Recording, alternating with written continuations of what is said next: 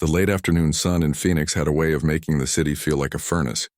Even with the air conditioners running, most people avoided being out in that kind of heat unless they had no choice. Inside Iron Forge Gym, however, the temperature was just as unforgiving. The smell of sweat, leather, and disinfectant clung to every surface, and the metallic clang of weights hitting racks echoed like distant thunder. The gym wasn't a polished health club for people who wanted to look pretty in mirrors. It was the kind of place where the walls were scuffed and painted with faded murals of fighters mid-strike. Gloves hung like relics of forgotten battles, and the mats told stories of bruises and blood. This was the crucible where men and women came to break themselves down and rebuild, stronger than before. At the center of that storm stood Victor Mallory. His reputation in Phoenix preceded him.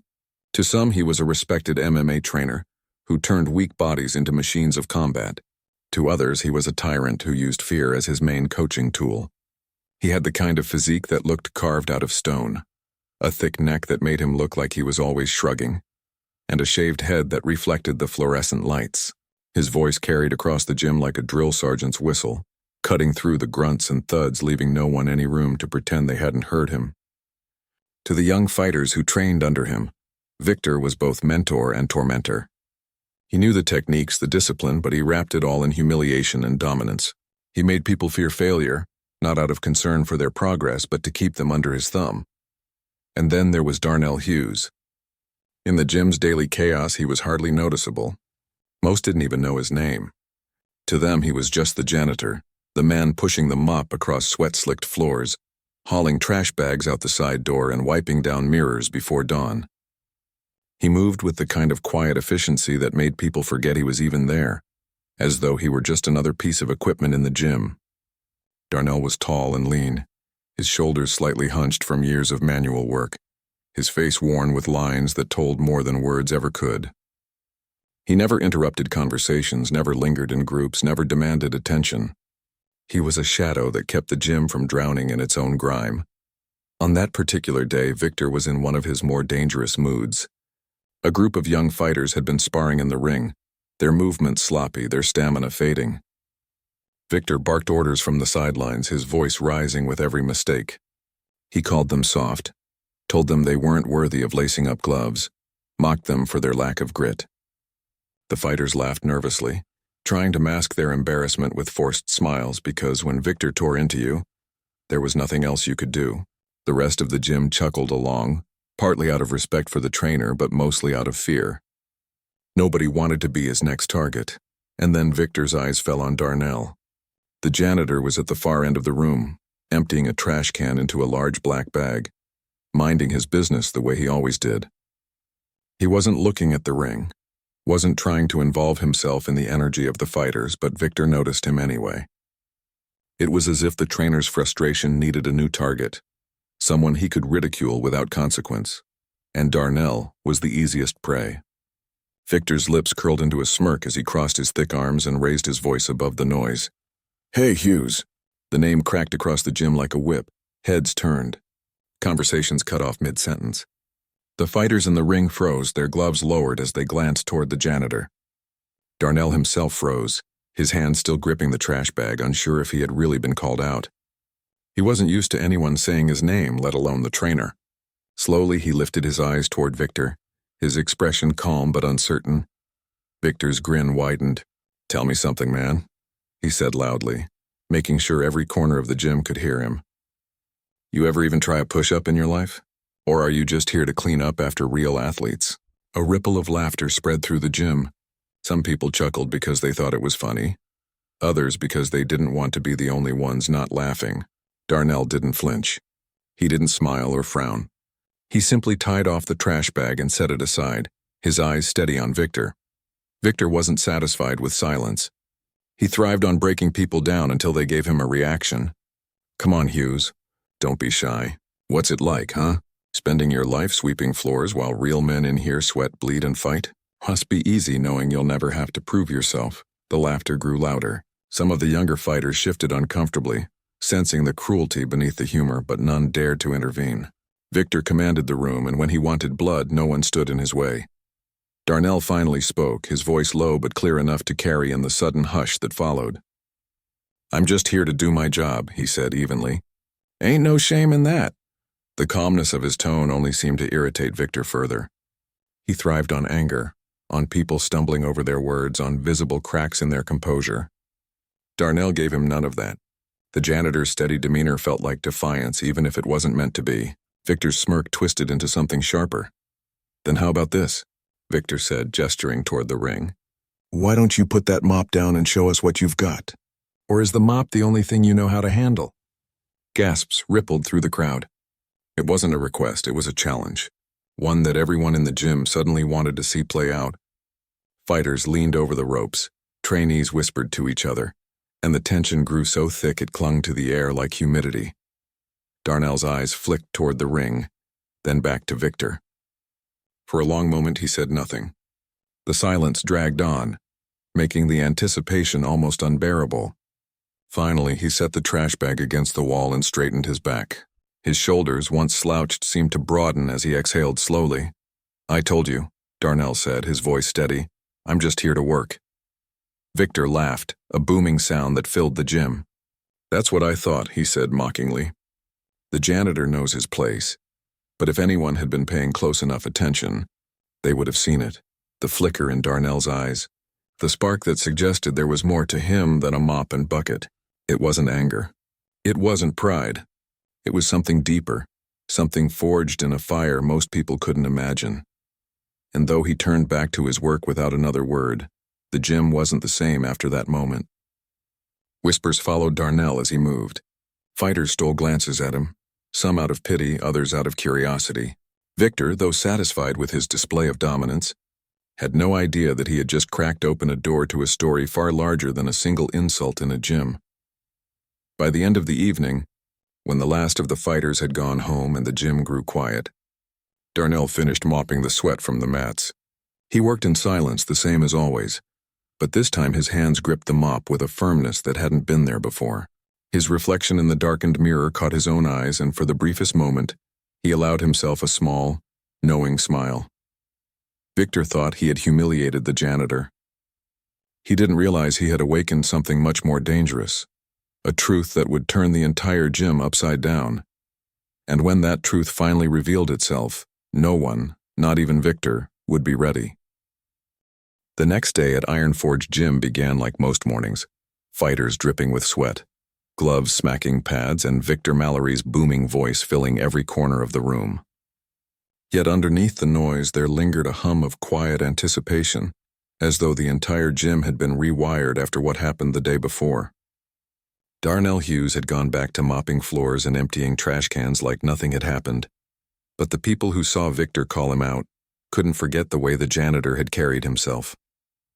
He hadn't flinched, hadn't broken under the trainer's ridicule, and though he'd walked away without stepping into the ring, there had been something in his eyes, something that unsettled people who spent their lives fighting for respect.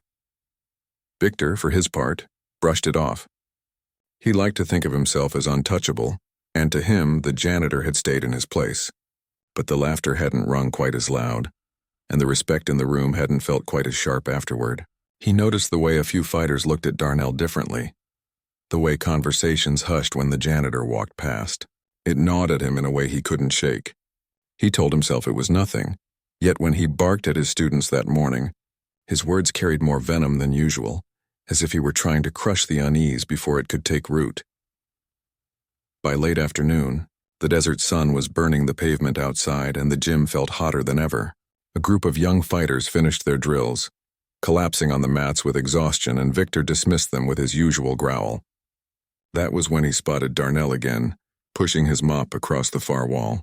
The sight of him moving so calmly as if nothing in the world could touch him reignited the trainer's irritation.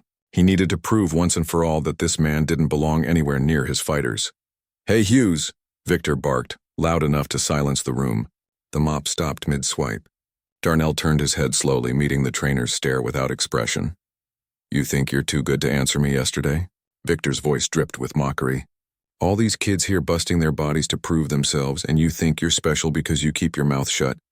You clean up after us, you should be grateful I even know your name." A low murmur rippled through the crowd, fighters exchanging uneasy glances. Darnell didn't speak. He set the mop upright, leaning it gently against the wall, and walked toward the ring with measured steps. The silence that followed was heavy, almost suffocating. Nobody quite believed what they were seeing until Darnell placed one hand on the ropes and pulled himself inside. The gym seemed to hold its breath. Victor grinned, lifting his chin like a predator who had finally cornered prey. "There we go," he said, spreading his arms. About time the janitor grew a backbone.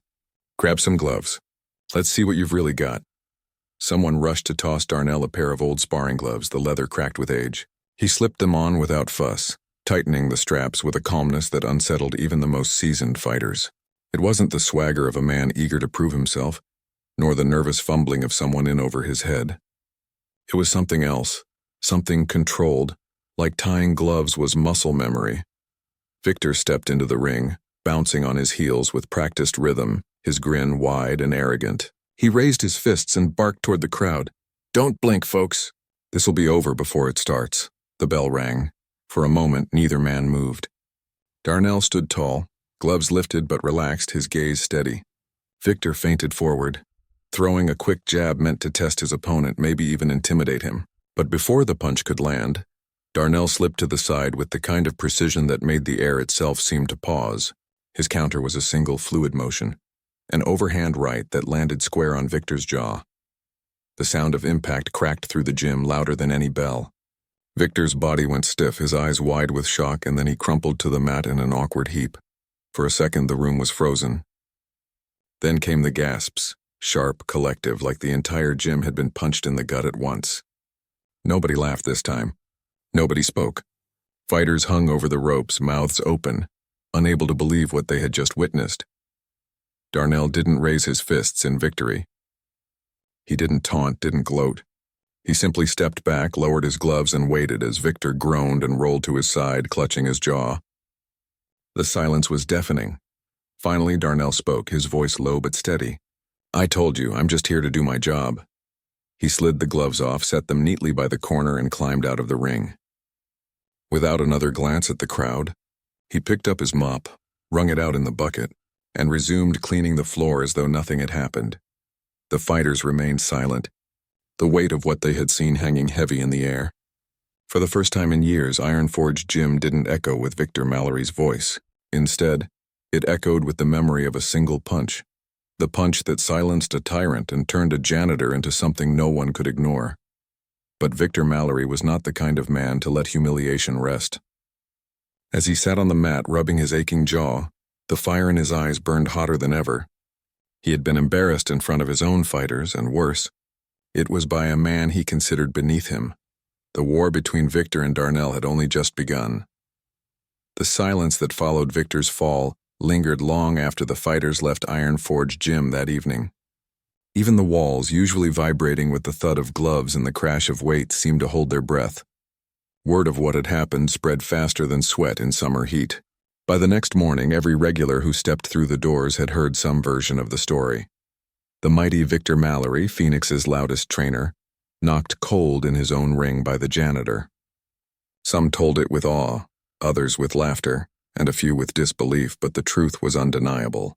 Dozens had witnessed it with their own eyes, and the memory was branded into the air of the gym. Victor arrived late that morning, his jaw still tender, and his pride even more so. He walked in with his usual swagger, but something in his presence had shifted. The fighters no longer laughed as loudly at his jokes. They glanced at him with unease, waiting for him to reassert the dominance that had been stripped away in a single blow. For Victor, silence was more dangerous than mockery. He could live with being laughed at because laughter could be crushed. But silence, that meant respect had been redirected. That control had slipped from his grip.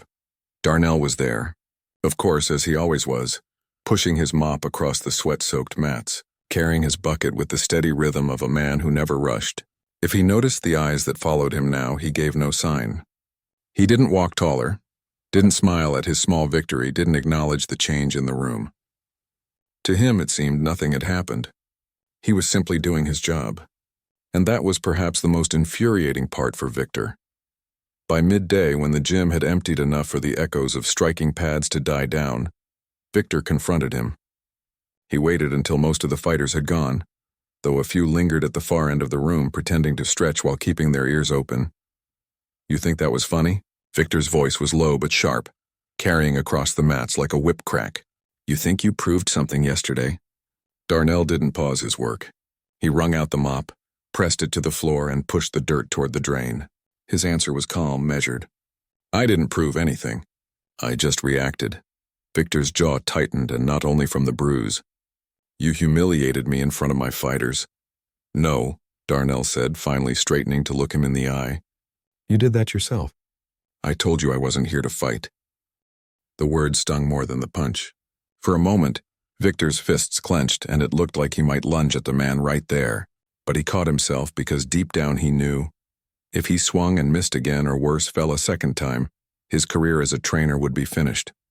Instead, he sneered and turned away, vowing silently that this wasn't over. That evening, when the gym was dark and quiet, Darnell sat alone on a bench near the lockers. His shift was done, but he lingered in the stillness. His hands, large and calloused, rested on his knees, and for the first time in years, he let his mind drift back to the past he never spoke about. There had been a time when fighting wasn't something he avoided.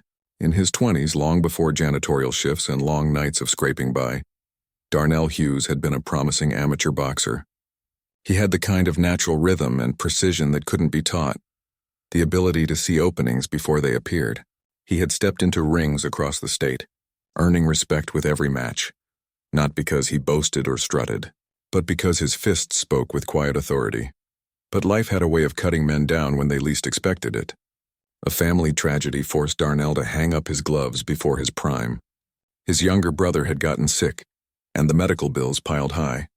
Boxing didn't pay enough to cover hospital stays and medication. So Darnell took whatever work he could find, warehouse shifts, construction jobs, and eventually the janitorial role at Iron Forge. It wasn't glamorous, but it was steady, and it paid just enough to keep his family afloat. Over time, the gym became less about the dreams of fighters and more about survival, a place where he cleaned up other people's sweat while burying his own ambitions. Now, years later, the fire that had once burned in his chest had dimmed, but it hadn't died. Yesterday's punch had proven that. It wasn't planned, wasn't born out of pride or revenge. It had been instinct, the old muscle memory sparking back to life in an instant. And in that moment, Darnell realized the fighter inside him still lived, waiting quietly beneath the surface. Meanwhile, Victor stewed. Humiliation gnawed at him like acid. For the first time in his career, he felt control slipping through his fingers. His fighters, the ones who used to shrink beneath his voice, now whispered in corners and cast glances at the janitor. He told himself it was nothing, that respect would return once he reminded everyone who ran Iron Forge. But deep down, fear lurked. The fear that Darnell's quiet strength had exposed him for what he was, a man who relied on volume and intimidation more than true discipline. The tension built day by day. Fighters began to drift toward Darnell in subtle ways, asking him about footwork, about how he saw openings so quickly. He never volunteered advice, but when asked, he answered with clarity that surprised them. He explained angles, timing, and patience in a way Victor never had. Where Victor barked, Darnell guided. Where Victor mocked, Darnell encouraged. And though he never sought recognition, the shift was happening all the same. One evening, a young fighter named Miguel approached him after class. Miguel had been one of Victor's loudest admirers, but now his eyes held something different. "Mr. Hughes," he said softly, "will you watch me throw a few combinations? Just tell me if I'm doing it right." Darnell hesitated, glancing across the gym. Victor was in the office, his back turned. Slowly he nodded. "All right, show me what you got." Miguel's punches were quick but sloppy, too much muscle and not enough control. Darnell corrected his stance, adjusted his shoulders, and told him to breathe slower. Within minutes, Miguel's strikes carried more precision. His face lit up with surprise. Nobody ever explained it like that, he admitted. Darnell only shrugged. Sometimes less is more. Fighting isn't about showing off. It's about knowing when and how to move. The words spread quietly among the fighters, passed like whispers of a secret. The janitor knew more than he let on, Victor noticed. And each time he did, the fire in his chest burned hotter. The war between the trainer and the janitor was no longer just about a single punch. It had become a battle for respect, for influence, for the soul of Iron Forge itself. And though Darnell wanted no part of pride or ego, He was already standing in the middle of a storm he could no longer avoid. The next confrontation was inevitable, and when it came, the whole gym would be watching. The morning of the fight arrived like a storm that had been building for weeks, heavy with anticipation, tension, and the feeling that something extraordinary was about to unfold. Phoenix, known for its relentless desert sun, woke to skies tinged with copper and gold. An iron-forged gym carried an energy that could almost be felt on the streets outside. Cars filled the lot, people spilled out onto the sidewalks, and for the first time in the gym's history, the event wasn't about a title fight or a championship. It was about a janitor stepping into the ring against the man who had mocked him, and the city had turned up to see if this underdog story would end in triumph or humiliation. Inside the gym, the walls dripped with condensation, not just from the heat but from the sheer press of humanity packed shoulder to shoulder, voices rising in restless murmurs. Cameras were set up by local outlets, cell phones raised high as fans jostled for a better angle. A ring that usually hosted quiet sparring sessions now gleamed under harsh lights. Ropes tightened, canvas scrubbed clean, ready for a story no one would forget. Victor Mallory arrived first, his confidence striding into the room before his body even crossed the threshold. He wore his usual scowl twisted into a cocky grin, shoulders rolling, fists flexing as he climbed into the ring with the ease of a man who had done it thousands of times. His followers cheered, some pounding the mats in support, shouting his name like a war cry. He basked in it, stretching, bouncing lightly on his toes, glancing at the crowd with a gaze that said the outcome was already decided. To him, this was not a fight. It was a performance, another lesson he would teach to anyone who dared think they could stand equal to him. He spoke to the crowd, laughing about how fast this would end, and every word was designed to remind people of the hierarchy he believed in. Fighters on top, and people like Darnell Hughes at the bottom. But when Darnell entered the gym, the energy shifted like a curtain being pulled. He didn't swagger or strut. He walked with quiet purpose, his broad frame clothed in a plain gray hoodie, gloves dangling from his hands, his head bowed slightly as though he carried not just his own weight, but the weight of every person who had ever been underestimated. The murmurs grew into cheers, and the gym, once Victor's stage, became something else entirely. A place where hope began to roar louder than arrogance. Children pointed at Darnell as though he were already a hero. Elders nodded in approval, and young fighters leaned forward, sensing this was a moment they'd tell stories about for years. Darnell climbed into the ring with none of Victor's bravado, simply stepping through the ropes, standing tall, and meeting Victor's eyes with a calm steadiness that rattled the trainer more than any insult could have. The bell rang, sharp and unforgiving, slicing through the noise and plunging the room into a silence that was somehow louder than the cheers. Victor rushed forward, throwing his usual barrage of quick jabs meant to overwhelm and intimidate. But Darnell didn't flinch. He moved with a precision that was born not from the gym but from years of hardship, from lifting heavy buckets, from long shifts scrubbing floors, from battles nobody ever saw. Each of Victor's punches missed by inches as Darnell weaved, pivoted, and slipped, with a grace that stunned even the seasoned fighters watching. His movements weren't flashy. They were efficient, economical, almost surgical, as if every muscle and every breath was perfectly aligned. The crowd gasped, not because Darnell fought like a professional, but because he fought like a man who had nothing left to prove and nothing left to fear. Victor's smirk faltered as his combinations fell apart. He swung harder, angrier, trying to corner Darnell, but with each desperate strike he left himself more exposed. Then it happened, the moment that would be replayed on screens and whispered about in gyms across the country. Victor lunged with a right hook, reckless and wide, and Darnell stepped in, planting his foot with quiet certainty. His fist rose like a hammer forged in silence, connecting with Victor's jaw in a single, devastating blow that echoed like thunder. The trainer's body crumpled to the mat, the sound of his fall louder than the clamor of weights or shouts of fighters. For a heartbeat, the gym froze, caught in that breathless space where disbelief and awe collide. Then the eruption came. Cheers, screams, hands thrown into the air, people stamping their feet until the ground seemed to shake. Darnell didn't raise his arms in victory. He didn't strut or taunt or soak in the applause. He simply stood there, chest heaving, eyes steady, as though he had just done what needed to be done, nothing more, nothing less.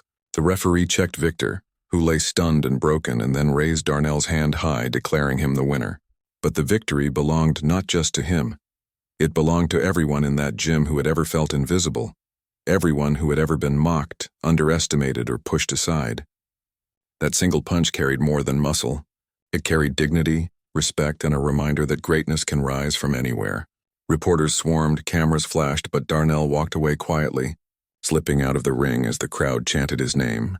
His victory etched into the history of Iron Forge Gym. Outside, the desert air felt cooler, calmer, as though the world itself had shifted slightly. Darnell pulled his hoodie back over his head and walked into the night. No entourage, no spectacle. Just a man who had faced down arrogance and proven that respect isn't demanded by shouting but earned by action. Inside, Iron Forge would never be the same. Victor's legend crumbled in one punch, while Darnell Hughes became a symbol of something greater, something purer. People who were there that night would tell their children and grandchildren about the janitor who knocked out the trainer, about how the world stopped for a moment, and about how, when the dust settled, everyone walked away believing just a little more in the power of humility, perseverance, and quiet strength. The shockwaves of that single night at Iron Forge Gym spread further than anyone could have imagined. For weeks, people could not stop talking about the janitor who knocked out the trainer with one clean punch. Videos of the fight circulated online, first among local gym communities, then across the entire country. Headlines appeared on sports blogs, news outlets, and social media feeds. Underdog janitor floors professional trainer. David versus Goliath in a Phoenix gym, and respect earned in a single punch. Yet while the internet buzzed with memes and commentary, Darnell Hughes remained the same quiet man who swept floors, emptied trash cans, and mopped sweat off mirrors each night. For him, the victory was never about fame.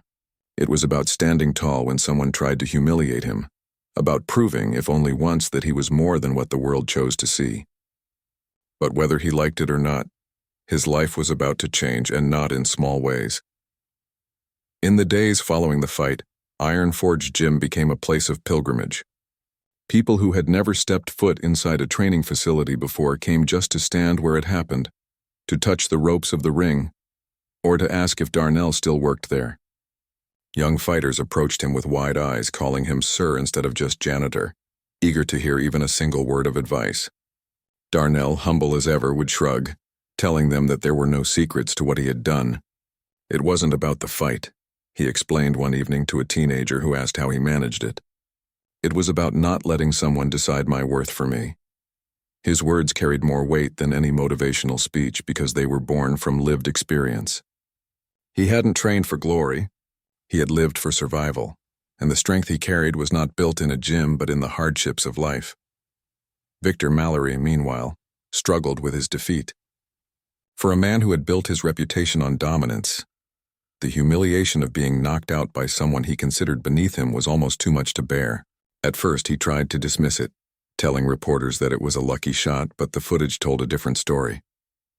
The precision of Darnell's movement, the calmness in his eyes, and the way Victor had been outclassed made it impossible to hide behind excuses.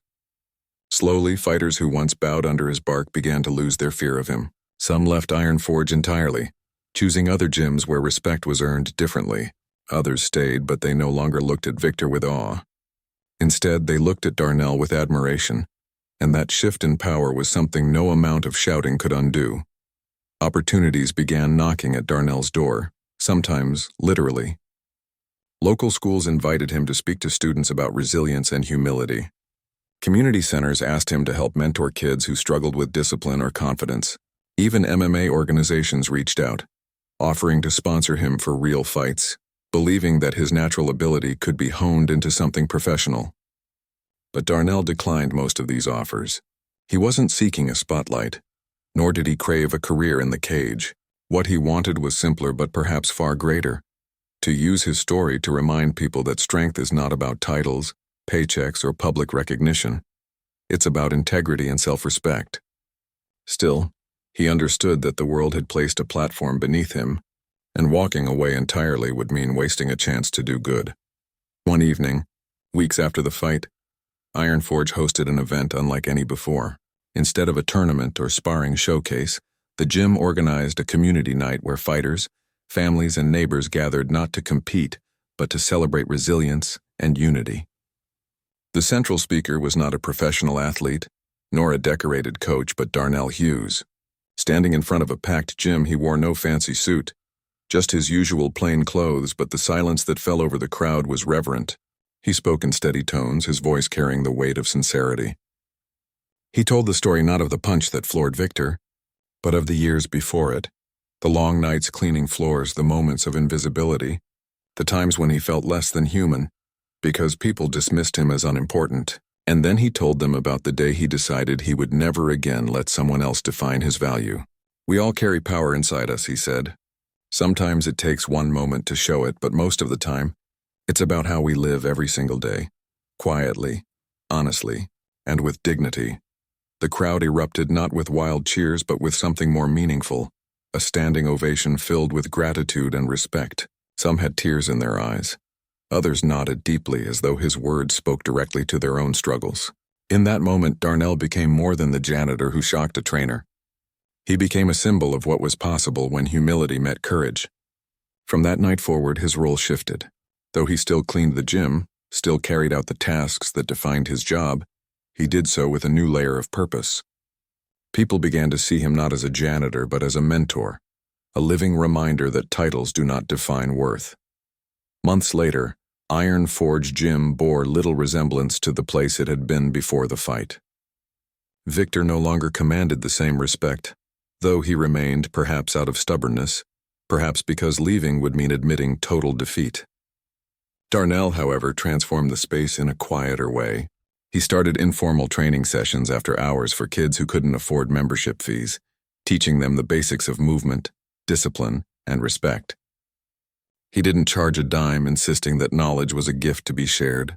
Soon, those sessions became the heart of Iron Forge, a place where young people who might have strayed found direction, and where grown fighters rediscovered why they had begun training in the first place. The gym, once a stage for arrogance, became a sanctuary for growth. As for Darnell, his story traveled far beyond Phoenix. Interviews, podcasts, and articles framed him as an unlikely hero, a man who rose from invisibility to national attention without seeking it.